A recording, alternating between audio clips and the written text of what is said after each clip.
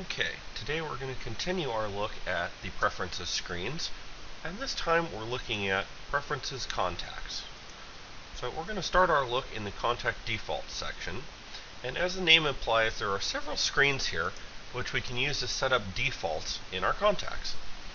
So the first on our drop-down is the address types. Well, first of all, it might help to explain, well, what are address types? Well, what they are is when you create a brand new time entry, or rather a contact entry, you'll have everything blank, and these two tabs that you see here in this example, work and home, this is actually what we're referring to.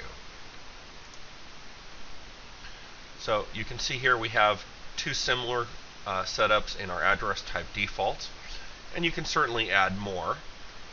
And then, as well as being able to define a list of address types, you can also select which ones you want to be automatically added to a new project, or again, to a new contact, to speed up the process of new creation.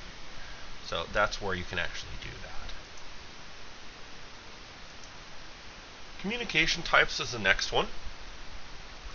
And again, well, what are these? Well, what these are is the controlling factor for this drop-down in your little communications area, where you can put in emails and phone numbers and cell phones, website addresses, and so forth. So you can actually define them, and the system will come preloaded with a list. And then also you have to click right where these little icons are, and then you can tell it, well, what does this word phone mean? Well, it means it's a telephone number, so we can select that. And now it knows that phone types are going to be phone numbers. This word could be, Mickey Mouse. The program doesn't know what Mickey Mouse means, so we have to tell it, oh, well, that's an email address. So you can define that. And again, just as you could with address types, you can predefine, well, which ones are going to be automatically added to the new address tab of a new contact record. So we can define that.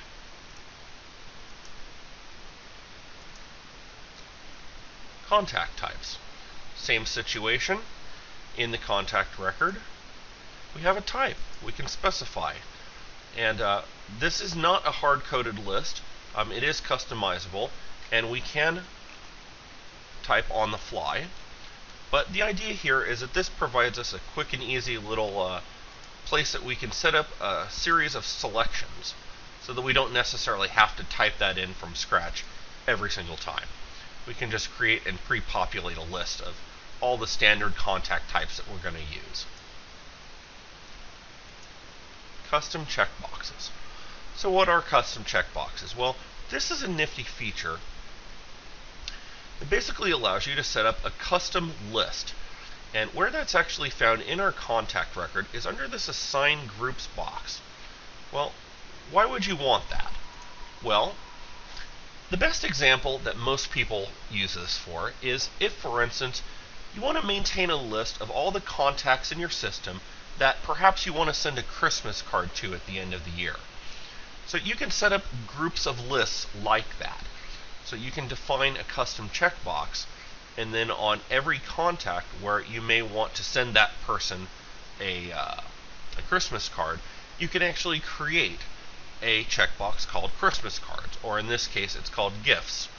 And we can select that, and then at a later point in time we can use that as a search criteria to run a contact report and actually get a report of all the contacts that have that criteria selected.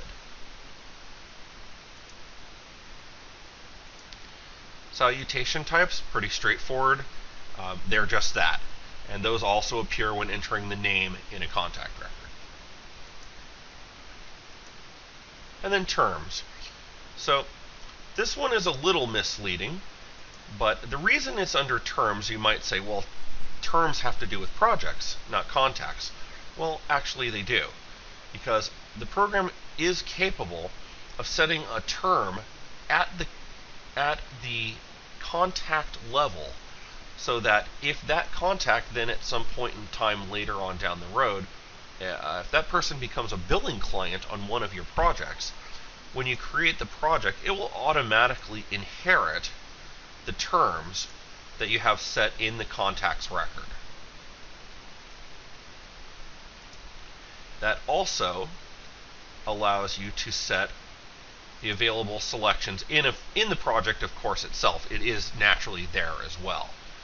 So that series of preferences defines which options are available on the list. And you can, of course, add, remove, and change these in any way you need to. And then the last option in the contacts section in preferences is the format screen. So the format screen, this actually allows you to change, and if we go to our contacts module and we look at our list screen, this actually allows you to change how names appear in the name field on this screen. So it is purely a display thing, but if you do prefer to see your contacts listed as last name, first name, you can do that, or first name, last name, or first initial, last name. All completely doable. And the search, or rather the ordering, if you sort on this column, will also take that into account. So you can actually change that here. So if we wished, we could say first name, put in a space, say last name. It'll give us a sample of what that will look like.